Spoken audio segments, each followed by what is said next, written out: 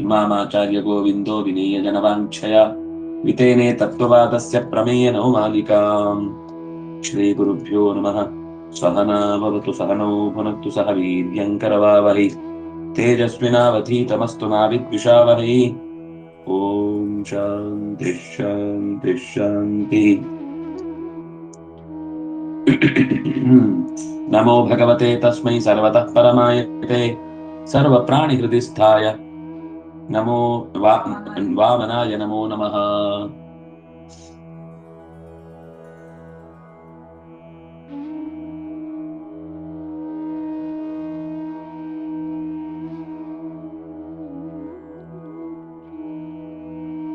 ಆರಂಭದ ಸ್ತೋತ್ರದಲ್ಲಿ ಷಡ್ಗುಣೈಶ್ವರ್ಯ ಸಂಪನ್ನನಾದ ಭಗವಂತನನ್ನ ನೆನೆದು ಸರ್ವತಃ ಪರಮಾಯ, ಎಲ್ಲೆಡೆಯೂ ಎಲ್ಲವನ್ನೂ ಮೀರಿ ನಿಂತಿರುವಂತಹ ಭಗವಂತನನ್ನು ಸ್ತುತಿಸ್ತೇನೆ. ಅಂದ್ರೆ ಸರ್ವ ದೇವತೆಗಳನ್ನು ಮೀರಿದ ಸ್ವ ಇಷ್ಟ ದೇವತೆಯಾದಂತಹ ವಿಷ್ಣುವನ್ನು ನಮಸ್ಕರಿಸ್ತೇನೆ. ಅವನು ನನಗೆ ಸ್ವಾಮಿ, ಅವನು ನನಗೆ ಗುರು, ಅವನು ನನಗೆ ಪಿತೃ ಅನ್ನೋದಕ್ಕೋಸ್ಕರ 3 ಕಡೆ ನಮೋ ಅನ್ನುವಲ್ಲಿ ನಮೋ, ವಾಮನಾಯ ನಮೋ ಅನ್ನುವಲ್ಲಿ ಮತ್ತೆ ನಮೋ, ನಮೋ ನಮಃ ಅನ್ನುವಲ್ಲಿ ಮತ್ತೊಂದು ನಮಸ್ಕಾರ. 3 ಸರ್ತಿ ನಮಸ್ಕಾರ ಮಾಡಿದ್ರ ಉದ್ದೇಶ ಭಗವಂತನನ್ನು ಯಾವತ್ತೂ ಕೂಡ ನನ್ನ ಸ್ವಾಮಿ, ನನ್ನ ಗುರು, ನನ್ನ ತಂದೆ, ಈ 3 ಅರ್ಥದಲ್ಲಿ ನಮಸ್ಕರಿಸಬೇಕು ಅನ್ನುವುದನ್ನ ತಿಳಿಸುವ ದೃಷ್ಟಿಯಿಂದ ಈ ಮಾತು ಬಂದಿದೆ. ಇನ್ನೊಂದು ಈ ಪ್ರಧಾನವಾದ ಅಂದ್ರೆ ಈ ಉಪನಿಷತ್ತಿನ ಪ್ರಧಾನವಾದ ಚಿಂತನೆ ಏನು ಅಂದ್ರೆ ಸರ್ವ ಪ್ರಾಣಿ ಹೃದಯಸ್ಥತ್ವ ಅನ್ನುವುದು. ಎಲ್ಲ ಪ್ರಾಣಿಗಳಲ್ಲೂ ಭಗವಂತ ಇದ್ದಾನೆ. ಅದಕ್ಕೋಸ್ಕರ ಅದನ್ನೇ ಇಡೀ ಗ್ರಂಥದ ವಸ್ತು ಯಾವುದು ಅಂತಂದ್ರೆ ಸರ್ವ ಪ್ರಾಣಿ ಹೃದಯಸ್ಥತ್ವ. ಎಲ್ಲ ಪ್ರಾಣಿಗಳ ಹೃದಯದಲ್ಲೂ, ಪ್ರಾಣಿ ಅಂದ್ರೆ ಜೀವರಾಶಿ, ಮನುಷ್ಯ ಅಲ್ಲ ಅಂತಲ್ಲ, ಮನುಷ್ಯನು ಪ್ರಾಣಿನೇ. ಆ ಪ್ರಾಣಿಗಳಿಗಾದ್ರೂ ಒಂದಿಷ್ಟು ಎಚ್ಚರ ಇದೆ, ನಾವು ಪ್ರಕೃತಿಯನ್ನು ಹಾಳು ಮಾಡಬಾರದು ಅಂತ. ಪ್ರಾಣಿ ತರ ವರ್ತಿಸ್ತಿಲ್ವಾ ಅಂತ ಹೇಳ್ಬೇಕಾದ್ ಮನುಷ್ಯನಿಗೆ. ಆದ್ರೆ ಅದು ಅವುಗಳಿಗೆ ಅವಮರ್ಯಾದೆ ಮಾಡಿದ ಹಾಗೆ ಅವುಗಳನ್ನು ಬೈದ್ರೆ. ಈ ಭಾಷ್ಯದಲ್ಲಿ ಅಧಿಕಾರಿ ಯಾರು, ಅವನಿಗೆ ಓದ್ಲಿಕ್ಕೆ ಮೋಟಿವೇಶನ್ ಏನು, ವಾಮನಾಯ ನಮೋ ನಮಃ ಅನ್ನೋದು ಅವನಿಗೆ ಮೋಟಿವೇಶನ್. ವಾಮಂ ನಯತಿ, ಮೋಕ್ಷವನ್ನ ಕೊಡುತ್ತೆ. ಆದ್ರಿಂದಾಗಿ ಇದಕ್ಕೆ ವಿಶೇಷವಾದ ಫಲ ಇದೆ ಅಂತ ಗೊತ್ತಾಗುತ್ತೆ. ಯಾರು ಇದನ್ನ ಓದಬೇಕಾದವನು ಅಂತಂದ್ರೆ ಜಗತ್ತಿನ ಎಲ್ಲಾ ವಸ್ತುವಿನೊಳಗೆ ವ್ಯಾಪಿಸಿದವನು ಯಾರು ಅಂತ ಯಾರಿಗಾದ್ರೂ ಪ್ರಶ್ನೆ ಬಂದ್ರೆ ಅವನು ಇಲ್ಲಿ ಈ ಗ್ರಂಥದ ಅಧ್ಯಯನಕ್ಕೆ ಯೋಗ್ಯನಾಗ್ತಾನೆ. ವಿಷಯ ಹೇಳಿ ಆಯ್ತು, ಎಲ್ಲ ಪ್ರಾಣಿಗಳ ಹೃದಯದಲ್ಲಿ ಇರುವವನು ಅಂತ. ನಮಸ್ಕಾರ ಮಾಡುವುದರ ಮೂಲಕ ಅವನಿಗೆ ಅದರ ಬಗ್ಗೆ ಎತ್ತರದ ಬಗ್ಗೆ ಎಚ್ಚರ ಇರಬೇಕು. ಯಾವುದೇ ಒಂದು ಗ್ರಂಥವನ್ನು ಓದುವ ಮುಂಚೆ ನಾನ್ ತಿಳ್ಕೊಂಡದ್ದೇ ಸರಿ ಅನ್ನುವ ದುರಾಗ್ರಹ ಗೃಹೀತನಾಗಿದ್ರೆ ಅವನಿಗೆ ಆ ಸತ್ಯ ಯಾವತ್ತೂ ಹೊಳೆಯಲ್ಲ. ಅದು ಈ ಗ್ರಂಥಕ್ಕೆ ಅಂತಲ್ಲ, ಅದು ರಾಮಾಯಣ ಇರ್ಬೋದು, ಮಹಾಭಾರತ ಇರ್ಬೋದು, ಭಾಗವತ ಇರ್ಬೋದು, ಪುರಾಣ ಇರ್ಬೋದು, ಇತಿಹಾಸ ಇರ್ಬೋದು, ಇನ್ಯಾವುದೇ ಗ್ರಂಥವನ್ನು ಕೂಡ ಓದುವ ಮುನ್ನ ಅದರಲ್ಲಿ ಏನಾದ್ರೂ ವಿಷಯ ಬಂದ್ರೆ ಅದು ನನ್ನ ಆಲೋಚನೆಗೆ ಮೀರಿದ್ದಾದ್ರೂ ಕೂಡ ನಾನು ಅದನ್ನು ಸ್ವೀಕರಿಸ್ತೇನೆ. ನಾನು ಈಗಾಗಲೇ ಒಂದು ತಪ್ಪು ಅಸಂಪ್ಷನ್ ಅಂದ ತಿಳ್ಕೊಂಡಿರ್ಬೋದು ಅದನ್ನ.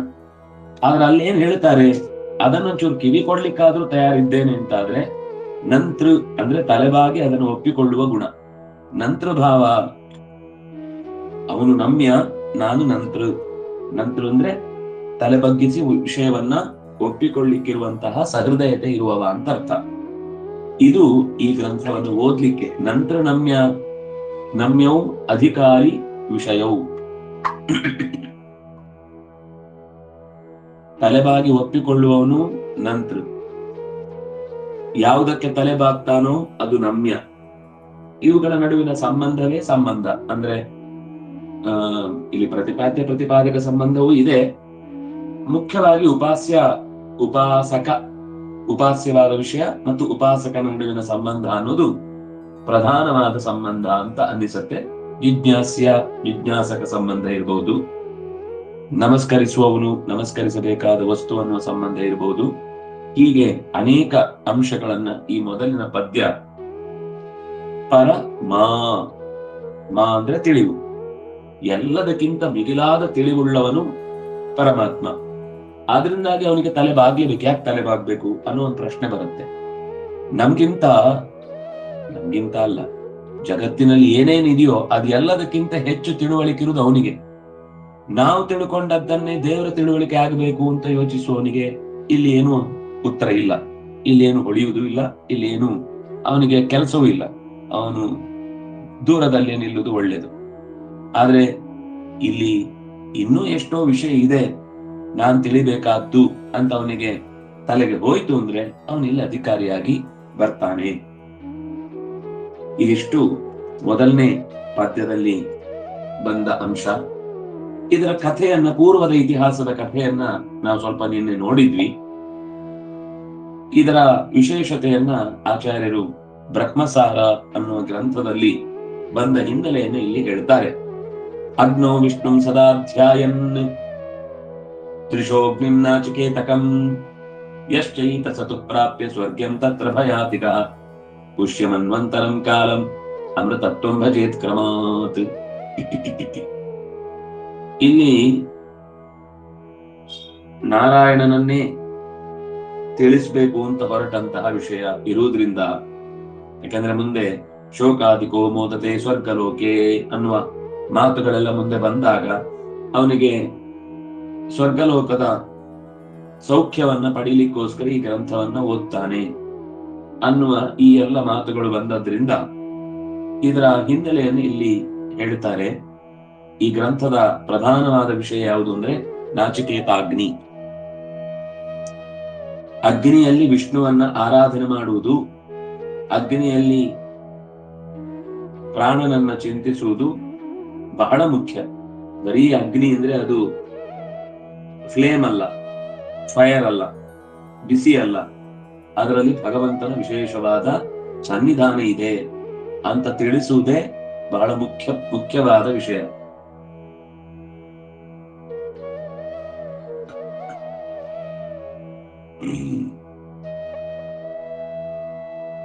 ನಾರಾಯಣನನ್ನ ಧ್ಯಾನ ಮಾಡ್ಲಿಕ್ಕೆ ಅತ್ಯಂತ ಯೋಗ್ಯವಾದ ಸ್ಥಳ ಯಾವುದು ಅಂದ್ರೆ ಅಗ್ನಿ. ಅದನ್ನ ಇಲ್ಲಿ ತಿಳಿಸ್ಲಿಕ್ಕೆ ಹೊರಟಿದ್ದಾರೆ. ಯಾಕೆಂದ್ರೆ ಮಣ್ಣು, ನೀರು, ಈ ವಸ್ತುಗಳು ಕೊಳೆಯಾಗುವ ಸಂಭವ ಹೆಚ್ಚು, ನಾಶವಾಗುವ ಸಂದರ್ಭ ಅಂತೂ ಇದ್ದೇ ಇರುತ್ತೆ. ಆದ್ರೆ ಕೊಳೆಯಾಗದ ಮತ್ತು ಬೇಕಾದಾಗ ಉದ್ವಾಸನೆ ಮಾಡಿ ಮತ್ತೆ ಮರಳಿ ಸೃಷ್ಟಿ ಮಾಡ್ಲಿಕ್ಕಾಗುವ ಪ್ರತೀಕ ಅಂದ್ರೆ ಅಗ್ನಿ. ಅದು ನಾಶ ಆಗುತ್ತಲ್ವಾ ಅಂತ ಹೇಳುವುದು, ನಾಶ ಆಗುದಿಲ್ಲ, ಮರೆಯಾಗುವುದು. ಮತ್ತೆ ಬೇಕು ಅಂದಾಗ ಬೆಂಕಿ ಸೃಷ್ಟಿ ಮಾಡಬಹುದು. ಸೃಷ್ಟಿ ಮಾಡುವುದು ಅಂದ್ರೆ ಅದನ್ನ ಮರಳಿ ಪಡೆಯಬಹುದು. ಹೀಗೆ ಎಷ್ಟೈತ ಸತು ಪ್ರಾಪ್ತಿ, ಹೀಗೆ ಯಾರು ಅಗ್ನಿಯ ಮೂಲಕವಾಗಿ ಭಗವಂತನ ಉಪಾಸನೆಯನ್ನು ಮಾಡುತ್ತಾನೋ ಅವನು ಭಯವನ್ನೆಲ್ಲ ಕಳ್ಕೊಳ್ತಾನೆ. ಸಂಸಾರದ ಭಯವನ್ನ ಕಳ್ಕೊಳ್ತಾನೆ, ಸ್ವರ್ಗದ ಭಯವನ್ನು ಕಳ್ಕೊಳ್ತಾನೆ. ಅಲ್ರಿ ಸ್ವರ್ಗ ಭಯನ? ಹೌದು, ಸ್ವರ್ಗದಲ್ಲೂ ಕೂಡ ಕ್ಷೀಣೆ ಪುಣ್ಯ ಮರ್ತ್ಯಲೋಕಂ ವಿಶಾಂತಿ ಅಂತ ಬೀಳಿಸ್ತಾರಲ್ವಾ, ಅಂತ ಭಯವನ್ನ ಕಳ್ಕೊಳ್ಳಿಕ್ಕೆ ಅಗ್ನಿಯಲ್ಲಿ ಭಗವಂತನನ್ನು ಕಾಣುವುದು ಅನ್ನೋದು ಬಹಳ ವಿಶೇಷವಾದ ಫಲ. ಕೇವಲ ಸ್ವರ್ಗಕ್ಕಾಗಿಯೇ ಅಗ್ನಿಯನ್ನು ಉಪಾಸನೆ ಮಾಡೋರೇ ಇದ್ದಾರೆ, ಒಂದು ದೊಡ್ಡ ಗುಂಪು. ಆದ್ರೆ ಆ ಭಯವನ್ನು ದಾಟಿ ಸ್ವರ್ಗ ಅನ್ನೋ ಶಬ್ದಕ್ಕೆ ಮೋಕ್ಷ ಅಂತನೂ ಅರ್ಥ ಇದೆ. ಮೋಕ್ಷಕ್ಕೋಸ್ಕರ ಪ್ರಯತ್ನಿಸುವುದೂ ಆಗುತ್ತೆ. ನಾಕಸ್ಯ ಪೃಷ್ಟೇತೆ ಸುಕೃತೇನು ಭೂತ್ವಾ ಇಮಂ ಲೋಕಂ ಹೀನತರಂ ವಾ ವಿಶಂತಿ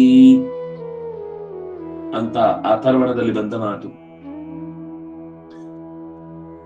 ಸುಕೃತವನ್ನ ಅನುಭವಿಸಿ ಇಮಂ ಲೋಕಂ ಹೀನತರಂ ವಾ ಆವಿಶಂತಿ, ಸ್ವರ್ಗದ ಸುಖವನ್ನ ಅನುಭವಿಸಿ ಮತ್ತೆ ಹೀನತರವಾದ ಈ ಭೂಮಿಗೆ ಮತ್ತೆ ಬರ್ತಾನೆ ಅಂತ ಸ್ವರ್ಗದ ಬಗ್ಗೆ ಭಯವನ್ನ ಹೇಳಿದ್ದಾರೆ. ಆ ಭಯವನ್ನ ದಾಟಿ ಮನ್ವಂತರದ ಕೊನೆಯಲ್ಲಿ ತನ್ನ ಕರ್ಮದ ಫಲವು ಮುಕ್ತಾಯಗೊಳ್ಳುವಾಗ ಅಮೃತತ್ವಂ ಭಜೇತ್, ಆ ಉಷ್ಯ ಮನ್ವಂತರಂ ಕಾಲಂ ಅಮೃತತ್ವಂ ಭಜೇತ್ ಕ್ರಮಾತ್. ಮನ್ವಂತರದಷ್ಟು ಕಾಲ ಅವನು ಉತ್ತಮ ಲೋಕವನ್ನ ಸೇರಿ ಅಲ್ಲಿಂದ ಮುಂದೆ ಮತ್ತೆ ಭೂಮಿಗೆ ಬರ್ಲಿಕ್ಕೆ ಇರುವ ಕರ್ಮಗಳನ್ನೆಲ್ಲ ದಾಟಿ ಆಗಿತ್ತು ಅಂತ ಆದ್ರೆ ಅವನು ಮೋಕ್ಷವನ್ನ ಅಮೃತತ್ವಂ ಭಜೇತ್, ಅಮೃತತ್ವವನ್ನ ಹೊಂದುತ್ತಾನೆ ಅಂತ ಹೀಗೆ ಇದರ ವಿಶೇಷ ಫಲವನ್ನ ನಿರೂಪಿಸಿದ್ದಾರೆ ಆಚಾರ್ಯರು. ಇದಕ್ಕೆ ಪೂರ್ವ ಪೀಠಿಕೆಯಾಗಿ ಅಗ್ನಿಯ ಉಪಾಸನೆಯ ಮುಖ್ಯ ಫಲ ಮತ್ತು ಅಗ್ನಿಯಿಂದ ನೇರವಾಗಿ ಬಹಳ ಜನ ಪಡೆಯುವ ಫಲ ಯಾವುದು ಅಂದ್ರೆ ಸ್ವರ್ಗ. ಆ ಸ್ವರ್ಗ ಅಲ್ಲ, ಅದಕ್ಕಿಂತ ಆಚೆಗೊಂದು ಸತ್ಯವಾದ, ಅಂದ್ರೆ ಸತ್ಯ ಅನ್ನೋದಕ್ಕಿಂತ ಶಾಶ್ವತವಾದ ಒಂದು ಸೌಖ್ಯಕರವಾದಂತಹ ಜಾಗ ಇದೆ, ಅದನ್ನ ಪಡೆಯುವುದು ಮುಖ್ಯ ಅನ್ನೋದು ಈ ಉಪನಿಷತ್ತು ನಿರೂಪಣೆ ಮಾಡುತ್ತೆ. ಅಂದ್ರೆ ಲೋಕದಲ್ಲಿ ಜ್ಯೋತಿಷ್ಠೋಮೇನ ಸ್ವರ್ಗ ಕಾಮೋ ಯಜೇತ ಅಂತ ಸ್ವರ್ಗ ಕಾಮನೆಗಾಗಿ ಅಗ್ನಿಯಲ್ಲಿ ಉಪಾಸನೆ ಮಾಡಬೇಕು. ಬಹಳ ಜನ ಅಗ್ನಿಯಲ್ಲಿ ಉಪಾಸನೆ ಮಾಡುದು ಸ್ವರ್ಗಕ್ಕಾಗಿಯೇನೆ. ಲೋಕದಲ್ಲಿ ಫಲ ಸಿಗುತ್ತೆ ಅಂತ ಕೆಲವರು, ಸ್ವರ್ಗದಲ್ಲಿ ಸೌಖ್ಯ ಸಿಗುತ್ತೆ, ಅಪ್ಸರೆಯರು ಓಡಾಡುತ್ತಿರ್ತಾರೆ, ಅಥವಾ ಇನ್ನೇನು ಅಲ್ಲಿಯ ಬಯಕೆಗಳು ನಾವು ಬೇಡಿದ್ದನ್ನೆಲ್ಲ ತಕ್ಷಣದಲ್ಲಿ ಈಡೇರಿಸ್ತಾರೆ ಅನ್ನೋ ಈ ಕಾರಣಕ್ಕಾಗಿ ಮಾಡಿಕೊಳ್ಳುವುದಿದೆ. ಆದ್ರೆ ಅಷ್ಟೇ ಅಲ್ಲ, ಅದಕ್ಕಿಂತ ಆಚೆಗೂ ಹೋಗ್ಲಿಕ್ಕಾಗತ್ತೆ ಅನ್ನೋದನ್ನ ಈ ಉಪನಿಷತ್ತು ಹೇಳುತ್ತೆ ಅಂತ ಬ್ರಹ್ಮಸಾರದ ಮಾತಿನ ಮೂಲಕ ಆಚಾರ್ಯ ನಿರೂಪಣೆ ಮಾಡಿದ್ರು. ಉಪನಿಷತ್ತಿನ ಭಾಗ ಈಗ ಓಂ. ಇದು ಉಪನಿಷತ್ತಿನ ಮೊದಲ ಮಂತ್ರ. ಉಷಂಘ ವೈವಾಚಸ್ರವಸಃ ಸರ್ವವೇದ ಸಂದದೌ ತಸ್ಯ ನಚಿಕೇತಾ ನಾಮ ಪುತ್ರ ಆಸ ತಂಘ ಕುಮಾರಂ ಸಂತಂ ದಕ್ಷಿಣಾಸು ನೀಯಮಾನಾಸು ಶ್ರದ್ಧಾ ಆವಿವೇಶ ಸೋಮನ್ಯತಾ. ವಾಜಶ್ರವಸಃ, ವಾಜಶ್ರವಸನು ಅಂದ್ರೆ ವಾಜಶ್ರವಸ್ ಅಂತ ಒಬ್ಬ ಇದ್ದ, ಅವನ ಮೊಮ್ಮಗ ವಾಜಶ್ರವಸ. ಅವನು ಉಷನ್ ಒಂದು ಅಪೇಕ್ಷೆ ಪಟ್ಟ. ಏನಂತ? ಸರ್ವವೇದ ಸಂದದವು, ಅಪೇಕ್ಷೆ ಪಟ್ಟು ಸರ್ವ ವಸ್ತುವನ್ನು ತ್ಯಾಗ ಮಾಡುವ ಒಂದು ವಿಶಿಷ್ಟವಾದ ಯಾಗಕ್ಕೆ ಅಣಿಯಾಗಿ ಎಲ್ಲವನ್ನು ದದವು ಕೊಟ್ಟು ಬಿಟ್ಟ. ವೇದಸ್ ಅಂದ್ರೆ ಸಂಪತ್ತು ಅಂತ ಅರ್ಥ. ವೇದಾಹ ವೇದಸೌ ವೇದಸಃ, ಅದು ಸಕಾರಾಂತವಾದ ಶಬ್ದ. ಸರ್ವವೇದಸಂ, ವಸ್ತು ಏನೆಲ್ಲ ಇದೆಯೋ ಯಾವುದರ ಬಗ್ಗೆನೂ ಅವನಿಗೆ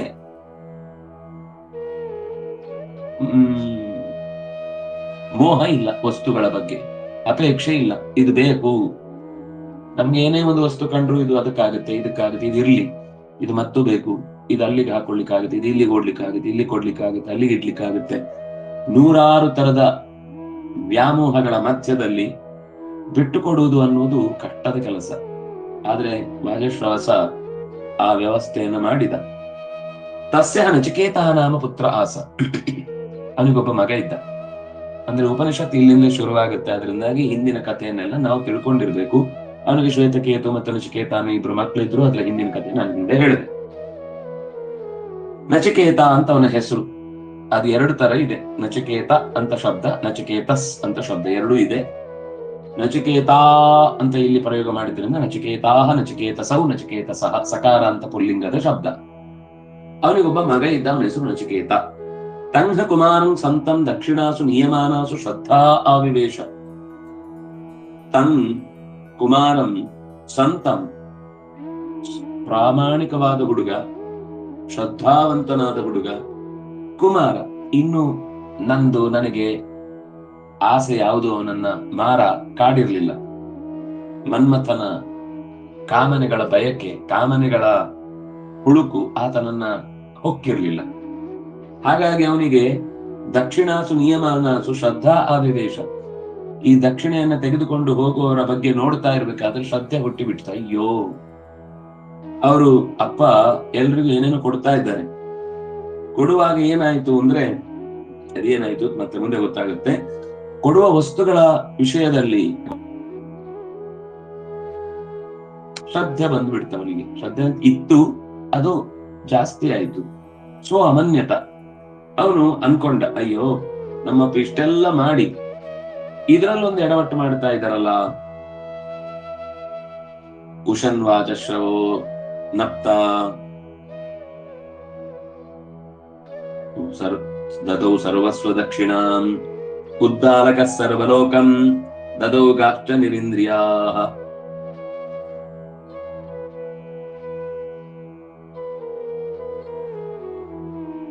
ಆಚಾರ್ಯರ ಮಾತು, ವಾಜಶ್ರವೋ ನಪ್ತ, ವಾಜಶ್ರವಸನ ಮೊಮ್ಮಗ, ಸರ್ವಸ್ವ ದಕ್ಷಿಣಾಂ ದದೌ, ಸರ್ವಸ್ವ ದಕ್ಷಿಣಾಂ ಎಲ್ಲ ದಕ್ಷಿಣೆಯನ್ನು ಕೊಟ್ಟ. ಯಾರವನು? ಅವನಿಗೆ ಹೆಸರಿಲ್ಲಿ ಉದ್ದಾಲಕ. ಉದ್ದಾಲಕ ಸ್ವರ್ಗಲೋಕಂ ದದೌ, ಸ್ವರ್ಗಲೋಕವನ್ನೇ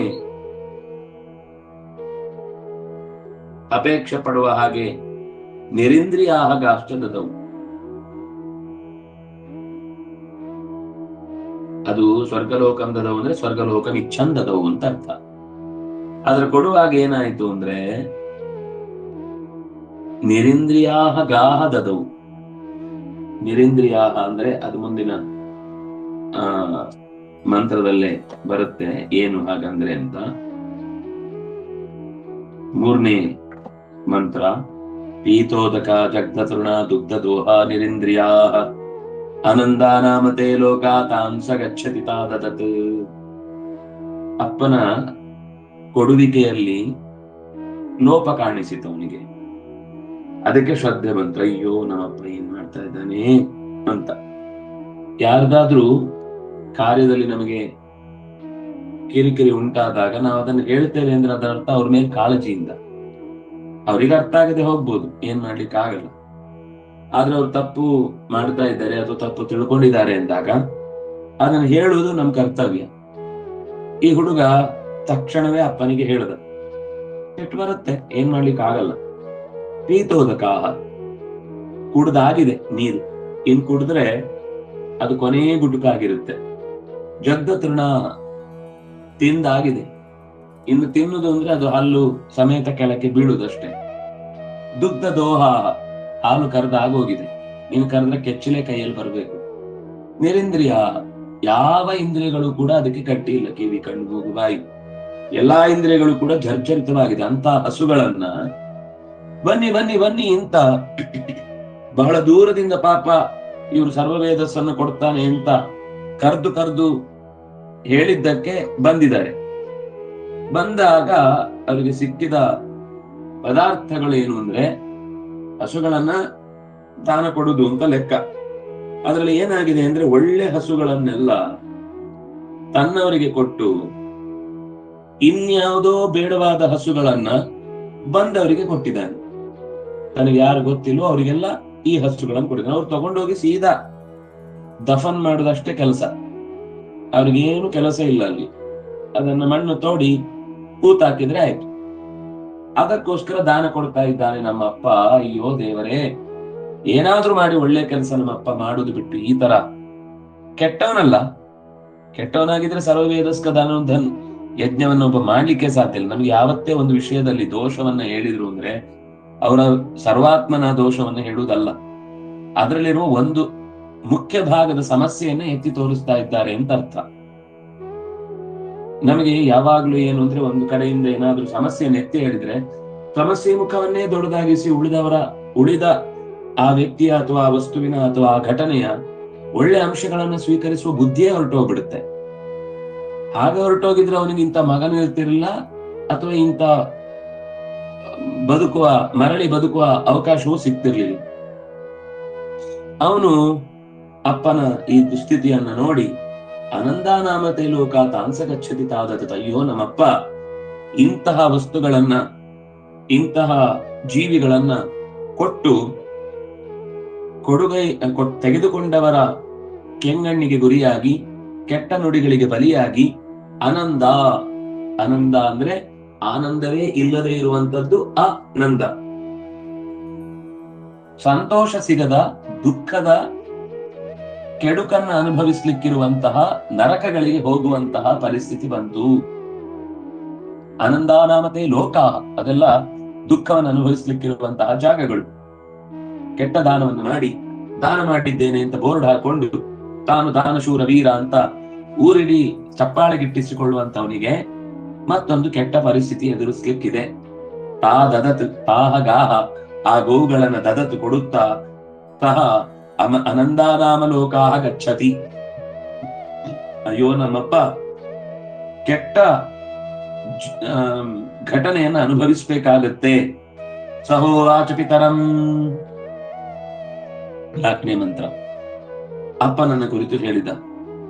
ಅಪ್ಪ ತತ, ಅದು ತತ ಅಂತ. ತತ ಅಂದ್ರೆ ಮಗು ಅಪ್ಪನನ್ನ ಕರೆಯುವ ರೀತಿ. ತತ ಅಪ್ಪ ಕಸ್ಮೈ ಮಾಂ ದಾಸ್ಯಸಿ, ಅದು ತಾತ ಅಂತ ಶಬ್ದ ಲೋಕದಲ್ಲಿ, ಉಪನಿಷತ್ತಿನಲ್ಲಿ ತತ. ಅಪ್ಪ ತತ ಕಸ್ಮೈ ಮಾಂ ದಾಸ್ಯಸಿ, ನನ್ನನ್ನು ಯಾರಿಗಾದ್ರೂ ಕೊಡ್ತೀಯಪ್ಪ. ಆ ಮಗುವಿನ ಆಲೋಚನೆ ಏನು ಅಂದ್ರೆ, ಈಗ ಕೊಟ್ಟದ್ದೆಲ್ಲ ವ್ಯರ್ಥ ಆಯ್ತು, ಬೀಳ್ಲಿಕ್ಕಿರುವಂತಹ ಹಸುಗಳನ್ನ ಕೊಟ್ಟು ಅವರಿಗೆ ಇನ್ನಷ್ಟು ಅನ್ಯಾಯವೇ ಅಥವಾ ಕಿರಿಕಿರಿಯೇ ಆಗುವಂತೆ ಮಾಡಿದ್ದಿ. ಕನಿಷ್ಠ ಪಕ್ಷ ನನ್ನನ್ನೊಬ್ಬ ಯೋಗ್ಯನಿಗೆ ಕೊಟ್ರೆ ಅವನ ಮನೆಯಲ್ಲಿ ಸೇವೆ ಮಾಡ್ಕೊಂಡಿದ್ರೆ, ಯಾಕಂದ್ರೆ ಈ ಸರ್ವ ವೇದಸ್ಕವನ್ನು ಕೊಡುವಾಗ ನನ್ನನ್ನು ಕೊಟ್ಟು ಬಿಡು. ನನ್ನ ಮೇಲೂ ನಿನಗಿರುವ ವ್ಯಾಮೋಹ ನೋಡಿ, ಆ ಮಗುವಿಗಿರುವ ಆಲೋಚನೆ ನಮಗೂ ದೊಡ್ಡವರಿಗೂ ಬರಲ್ಲ. ನನ್ನನ್ನು ಯಾರಿಗಾದ್ರೂ ಕೂಡ ಒಂದು ದಾನದಿಂದ ಆದ್ರೂ ಕೂಡ ನಿನ್ನ ಮನೆಯ ಬೆಳಕಾಗಿ ನಾನು ಆ ಮನೆಯಲ್ಲಿ ನಿನ್ನ ಹೆಸರು ಹೇಳಿಕೊಂಡು ಸೇವೆ ಮಾಡಿ ನಿನಗೆ ಉತ್ತಮ ಲೋಕ ಸಿಗುವುದಕ್ಕೆ ಬೇಕಿರುವಂತಹ ಕಾರ್ಯವನ್ನು ನಾನು ಮಗನಾಗಿ ಮಾಡುತ್ತೇನೆ. ಅಪ್ಪನಿಗೆ ನಾನು ಮಾಡಬಹುದಾದ ಸೇವೆ ಅಂದ್ರೆ, ನಾನು ಹಸುವನ್ನು ಒಳ್ಳೆಯದನ್ನ ತಂದು ನಿನ್ನ ಕೈಯಿಂದ ಕೊಡಿಸ್ಲಿಕ್ಕೆ ನನ್ನ ಹತ್ರ ಆಗಲ್ಲ. ಪುಟ್ಟವನು ನಾನು, ಅವನು ಇನ್ನು ಎಳೆಯ ಹುಡುಗ, ಕುಮಾರ ಅಂತ ಹೇಳಿದ್ದಾರೆ, ಅಂದ್ರೆ 5-6 ವಯಸ್ಸಿರುವನು. ಆ ಕಾರಣಕ್ಕಾಗಿ ನಾನ್ ತಂದ್ಕೊಡ್ಲಿಕ್ಕಾಗಲ್ಲ. ಆದ್ರೆ ನನ್ನನ್ನೇ ಕೊಟ್ಟು ಬಿಟ್ರೆ, ಯಾವುದೋ ಒಂದು ಮನೆಯಲ್ಲಿ ಚಾಕರಿ ಮಾಡಿಕೊಂಡು ಕೆಲಸ ಮಾಡಿಕೊಂಡು ನಿನಗೊಂದು ಉತ್ತಮವಾದ ಗತಿ ಕಾಣುವಂತೆ ಮಾಡಬಹುದು ನಾನು. ಹಾಗಾಗಿ ತತ ಕಸ್ಮೈ ಮಾಂ ದಾಸಿಸಿ ಇತಿ. ಒಂದ್ಸರ್ತಿಗೆ ಅವನ ಗಮನಕ್ಕೆ ಬರ್ಲಿಲ್ಲ. ಅವನೇನೋ ದಾನದ ಪ್ರಕ್ರಿಯೆಯಲ್ಲೇ ಗಡಿಬಿಡಿಯಲ್ಲೇ ತುಂಬಾ ತಲ್ಲೀನನಾಗಿದ್ದ. ಕೇಳಿಸ್ಕೊಂಡ್ರು ಕೂಡ ಏನೋ ಈ ಮಗು ಮಾತಾಡುತ್ತೆ. ಆ ಮೊದ್ಲೇ ಅವನ ಮೇಲೆ ಸಿಟ್ಟಿತ್ತಲ್ಲ, ಸ್ನಾನ ಮಾಡ್ಲಿಕ್ಕೆ ಹೋದಾಗ ಅವನ ತಂಬಿಗೆ ಬಟ್ಟೆ ಎಲ್ಲ ಕಳೆದು ಬಿಟ್ಟಿದ್ದ. ಆ ಸಿಟ್ಟಿತ್ತು. ಮತ್ತೆ ಮೊದ್ಲಿಂದನೂ ಒಂದ್ ಸಿಟ್ಟಿದೆ ಅವನಿಗೆ. ಏನೊಂದು ಸಿಟ್ಟು ಅಂದ್ರೆ ಒಂಥರ ಅಸಹನೆ. ಏನ್ ಕೆಲ್ಸಕ್ಕೂ ಕೂಡ ಇವನು ನೇರವಾಗಿ ಕೈಗೆ ಸಿಗಲ್ಲ, ಎಲ್ಲೋ ಕಳೆದು ಹೋಗ್ಬಿಡ್ತಾನೆ. ಹೇಳ್ಬೇಕು, 10 ಸಲ ಹೇಳ್ಬೇಕು ಒಂದ್ ಕೆಲಸ ಮಾಡ್ಬೇಕಾದ್ರೆ, ಎಚ್ಚರದಲ್ಲೇ ಇರಲ್ಲ. ಏನೋ ಕಳೆದು ಹೋಗಿ ನಮ್ಗೆ ಬೇಕಾದ ಕೈಗೆ ಸಿಗಲ್ಲ ಅಂತ. ಈಗ ಮತ್ತೆ ಬಂದು ಕಿರಿಕಿರಿ ಮಾಡ್ತಿದ್ದಾನೆ ಅಂತ ಒಂದ್ಸರ್ತಿಗೆ ಅವನ ಮಾತಿಗೆ ಪ್ರತಿಕ್ರಿಯೆ ಕೊಡ್ಲಿಲ್ಲ. ದ್ವಿತೀಯಂ, 2ನೇ ಬಾರಿ ಕೇಳಿದ. ತತ ಕಸ್ಮೈ ಮಾಂ ದಾಸ್ಯಸಿ, ಅಪ್ಪ ಪ್ರತಿಕ್ರಿಯೆ ಕೊಡ್ಲಿಲ್ಲ.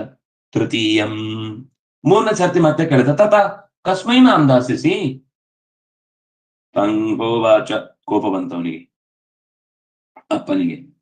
ತಂಗ್, ಆ ಮಗನನ್ನು ಕುರಿತು, ಹೋವಾಚ, ಹಾ ಅಂದ್ರೆ ಅಲ್ಲಿ ಕೋಪ.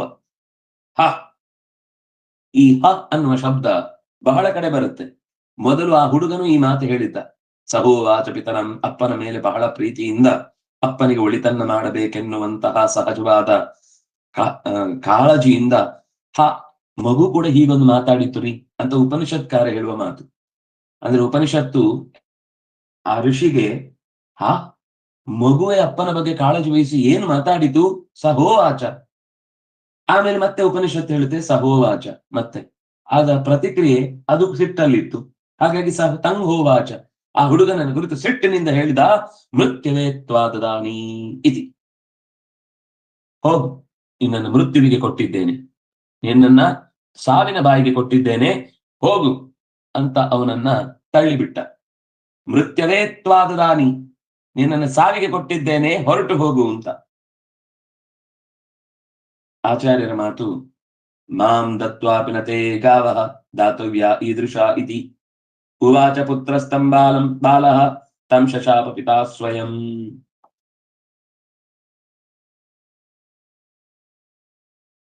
ನೀನು ಈ ಗೋವುಗಳನ್ನು ಕೊಡಬೇಡಪ್ಪ. ನತೆ ಗಾವಃ ದಾತವ್ಯಾಹ, ಈ ಗೋವುಗಳನ್ನು ನೀನು ಕೊಡಬಾರದಪ್ಪ. ಮಾಂ ದತ್ವ, ನನ್ನನ್ನು ಕೊಟ್ಟ ಮೇಲೆ ಅದೆಲ್ಲ ಕೊಡ್ಬೇಕಾಗಿಲ್ಲ, ನಿಲ್ಸ್ಬಿಡು, ಅದನ್ನ ಹಾಗೆ ಬಿಟ್ಬಿಡು. ಅವುಗಳ ಪಾಡಿಗೆ ಎಲ್ಲೋ ಮೇಯ್ಕೊಂಡು ಹೋಗ್ತವೆ. ಯಾರಿಗೂ ಕರೆದು ದಾನ ಅಂತ ಕೊಡ್ಬೇಡ, ಬಿಟ್ಬಿಡು ಅವುಗಳನ್ನು.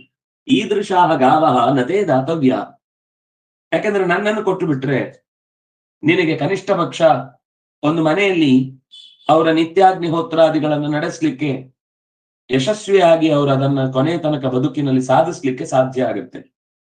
ಉವಾಚ ಪುತ್ರ, ಹೀಗಂತ ಅಪ್ಪನ ಹತ್ರ ಹೇಳ್ದ.